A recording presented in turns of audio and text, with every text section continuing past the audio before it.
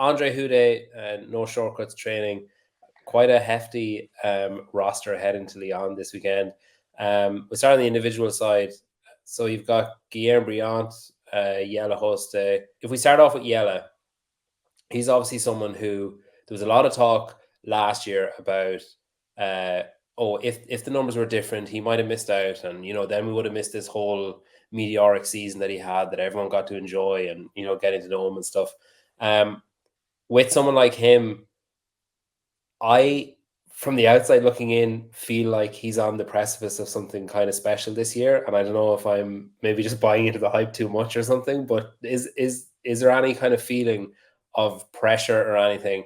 And is that something that you as a coach sit down with someone like him and say, hey, there's a weight of expectation on you, and this is how I would handle it, or this is maybe a good way of or for you to handle it, or how do you want to handle it? I think first things first, that he's definitely a different athlete from last year. We have been able to close down a lot of the holes. There are, of course, always plenty of things to work on, but he's definitely improved since last year. He's one of the most dedicated and like diligent athletes that I know of. So he's been putting in the work since last year, and we have shown that already in the quarterfinals. He placed a lot higher this year, and we're able to really bang through, for example, the workout with handstand push-ups pretty effortlessly, which is a good indicator of us hitting in the right direction.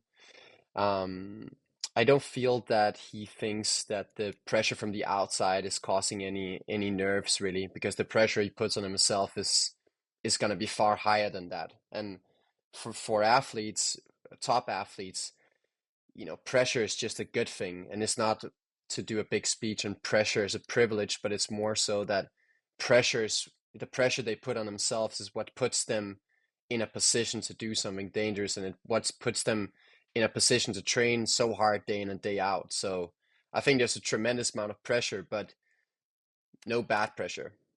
With Guillermo, then he's maybe in a different scenario where he kind of had a bit of a frustrating season last year, and he missed out, and now he's kind of been touted through Europe for the last few years as someone who's maybe on the verge of becoming a staple at the games, basically.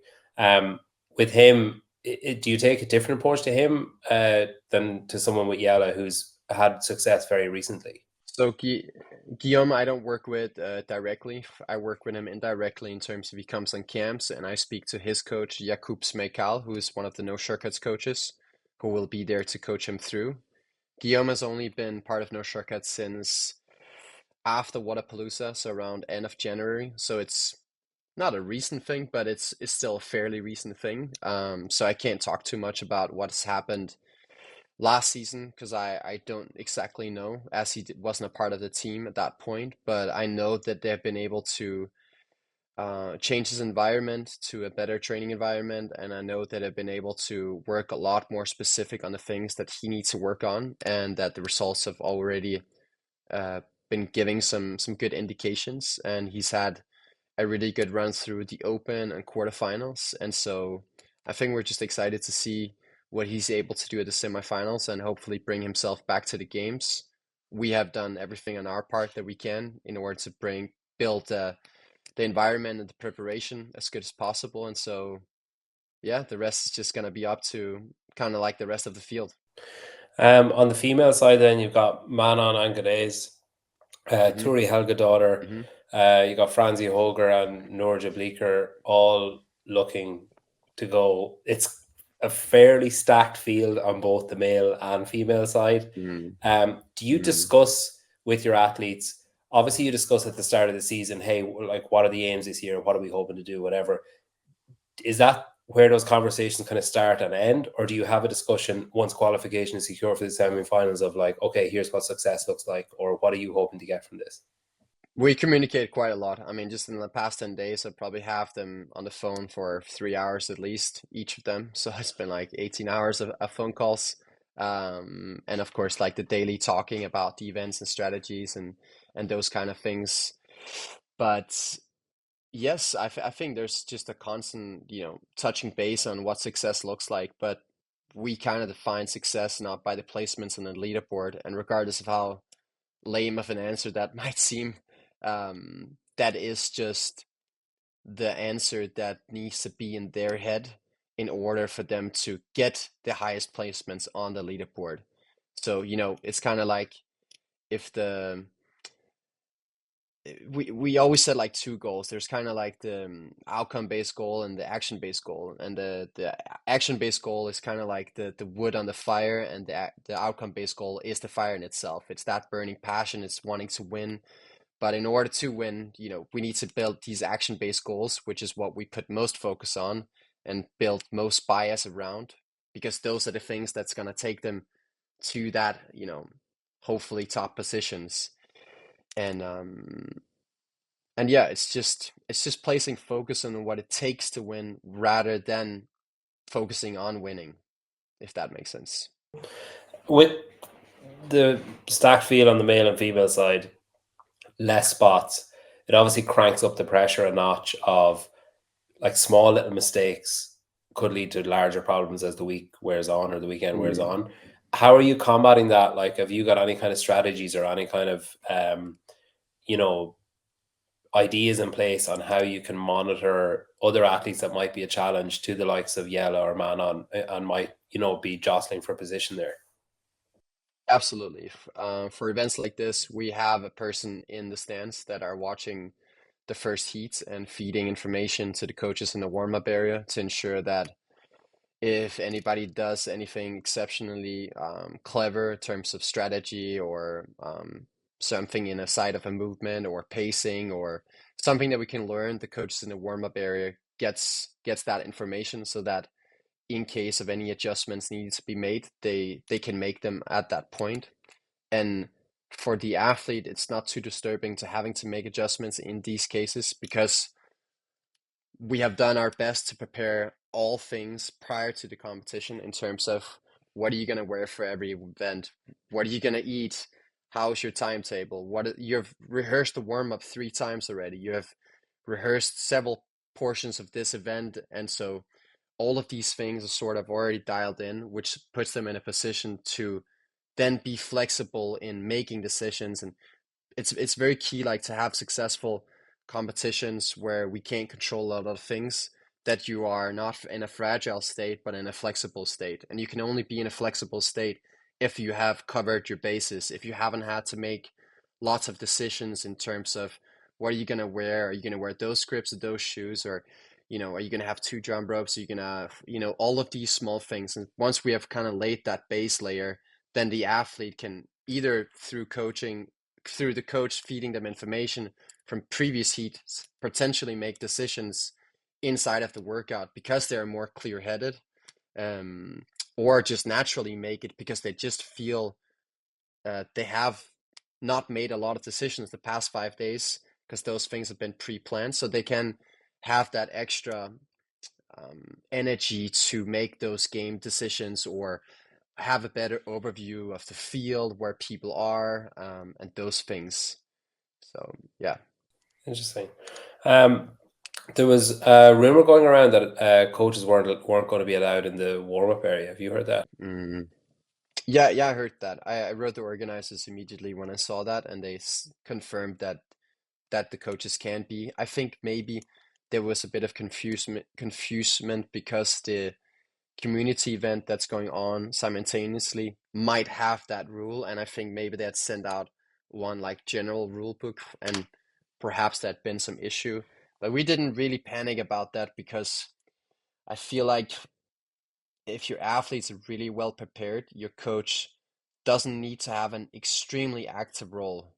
Because if they have rehearsed the events 3 times, if you've had several phone calls about nailing down the strategies and all these things, then hopefully my role will mainly just be, not only taking them through the warm-ups that they already know, so basically they wouldn't need me too much in that sense, but mostly just be there when things are either going really good or not very good, and being able to say the right things to make sure they get balanced again. So if they're too excited because it went really well, to make sure to pull them back to the middle, say, just calm down, just 5 more events, or the other way, like they bombed an event, and make sure we can put them back in the middle of the spectrum.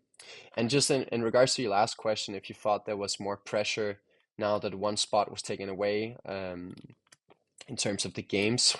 I think the key difference maker is that most people, we always see that event 6 makes the biggest difference. The leaderboard always shuffles the most at that event. And I don't think that's because that event particularly is designed in a way that causes this. I think it's because that's when people realize, holy crap, if I don't send it now, like, or I can send it now and I can potentially go to the games, or if I don't send it now, I might lose my spot, and they will be giving that extra 1%. And so if there's one thing that I will try to remind my athletes of, it's like every event is like if it's event 6 and you're on the verge to qualifying. Because if we can if we can get 3 points here and here and here, then that's going to be the difference in the end. And we don't want to be in a position where we have to make up that ground on the final event. Hopefully we can try to make up ground in every event instead of having to pull, a rabbit out of the hat for the last performance. On the team side, you've got quite a few athletes kind of spread across different teams. You've got CrossFit 10K Capital, they're all NoShortcuts athletes. You've got Tobias on Butcher's Lab, and Harrison with C23 as well. Is it like, I kind of feel like you had one season as a team athlete, but I feel like you gained an inordinate amount of experience in that year, like compared to some team athletes maybe. Do you feel pressure to impart your knowledge upon those athletes heading into team competition? I don't really feel any pressure. Like I've been guiding them a lot in terms of programming, not so much in terms of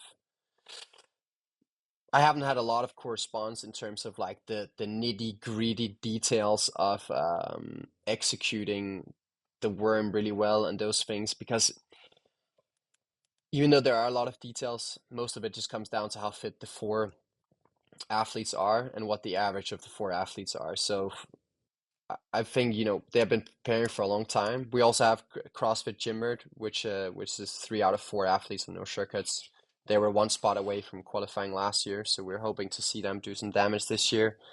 But yeah, no pressure. Like I'm just excited to see there are more teams, that team athletes that are following NoShortcuts and being part of the community. We have team workouts every single day that are designed to help teams execute the competition, whether it being season or other things well. So I think it's a natural that that more are they're doing it, and I'm excited to see how they're going to do it, because they're 3 out of 5 workouts with a worm, and I think quite a lot of team challenging events, which is going to be exciting to see. This will be your first time back at a major, like, in-season competition.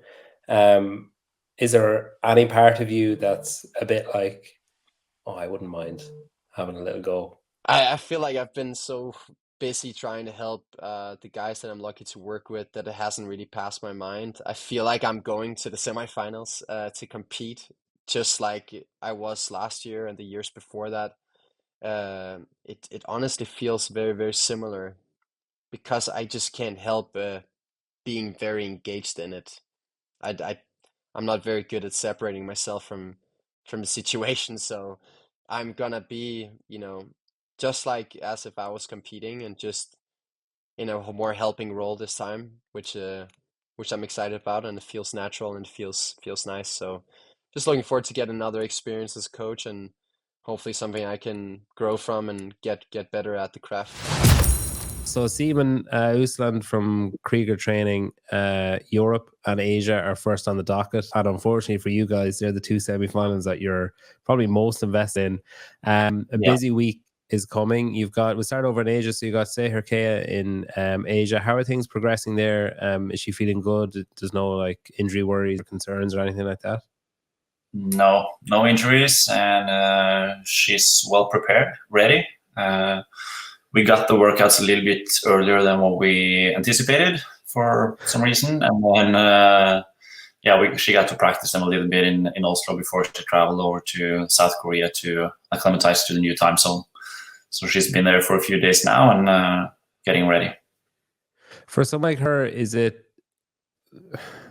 she concerned with winning the Asian semifinal, or is it just another kind of hurdle to get across?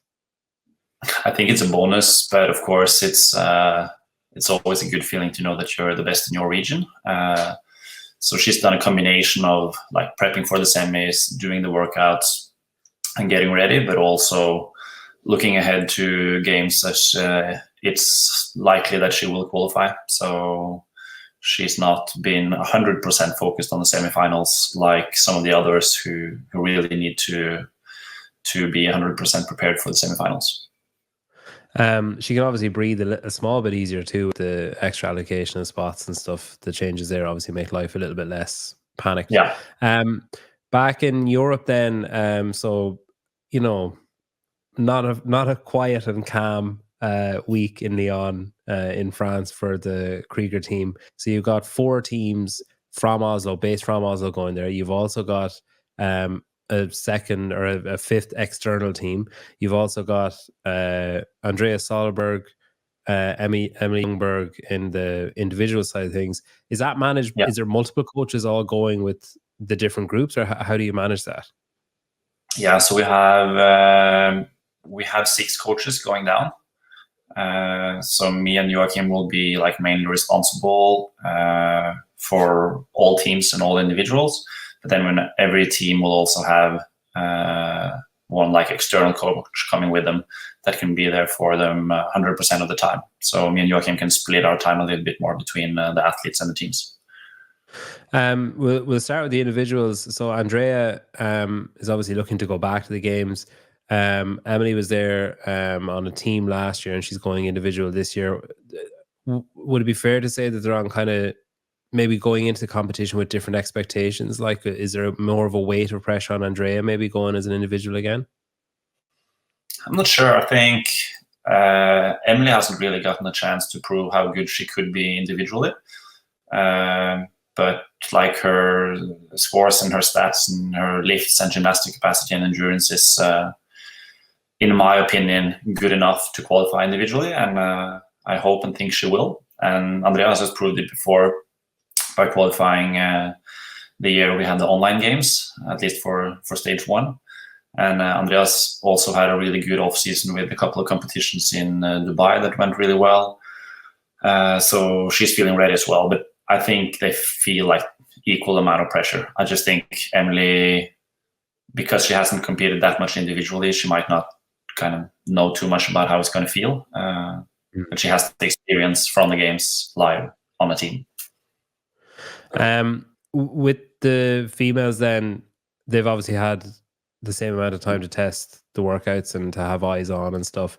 Have you found that those extra few days to be useful in that sense? Like, can you have too long? Like, can you have too long where you know the workouts and you end up kind of overthinking things and doing things too many times? Or it has been a good use of time?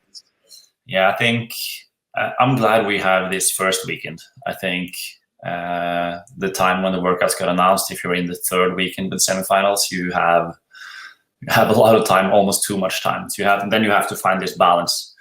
We have been mainly doing the workouts or variations of the workouts, or at least variations of the movements that we know are going to show up. But I feel like even though if we got the workouts 3 or 4 or 5 days earlier, we would have had to have more variations in what we're doing in training, because this last week has been like very much focused on doing the workouts or variations of the workouts. With your teams, is there an expectation that all 5 will go? Is that too bold of a statement? Like, do you have that kind of, can you make those kind of predictions yet? I think we have, of course, the teams are on different levels as well, and they have different strengths and weaknesses. And with the workouts that we've had now, and when we tested them, I think we could get maybe 4 teams out of the 5 that we have, which would be really good. If we get the 5th one as well, that's a bonus. But I think like with the way they tested the workout, 4 of them should be able to do it if they execute like they did in training. Okay, and so those teams, Prestanda that's a Kriger team, and then what are the names of the Oslo-based teams? That's a challenge. We have CrossFit Oslo RIS, We have CrossFit Oslo PSL, CrossFit Oslo BLST, and then the last one is CrossFit Oslo Kriger. Okay. So yeah, that's no system. Just a lot of random names. So sponsor obligations. So four of five will be deemed a success, and 5 of 5 will be deemed a bonus. And then your next focus beyond here then will be Peak 360. That team. That's the next. Involvement. Yeah, they're kind of like in the same situation as Seher. They have, of course, nothing is 100% certain, but they have a good chance of qualifying, so they can do a little bit more varied training, also starting to prepare for the games while also focusing on the semifinals. So Jami, a quick training plan update. Your boots on the ground in Lyon there, getting ready to go over. You've had the briefing, you've had everything. It's basically just go time now. We'll start with BKG. How is he feeling? Is he like primed, ready to go, do you think? Yeah, absolutely. I think we've had a really good prep kind of leading up from quarters to semis. And then, we arrived on Monday. So we've had a couple of days to acclimatize to this beautiful French weather that you can see on the background. And I think he's just, he's sleeping in the room next to me right now. But I think in a few hours, he'll be ready to go. God, he loves a lion. Yana, then, he's had an incredibly successful start to the season. It's been okay, yeah.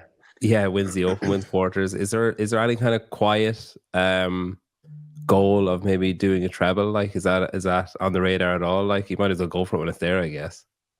Yeah, I mean, I think all these athletes are competitors, and they want to win. But at the same time, the objective of semifinals is really to make it to the games, and then the games is the real deal. So there's no like added pressure that he has to win or anything like that. But of course, he's gonna go for it.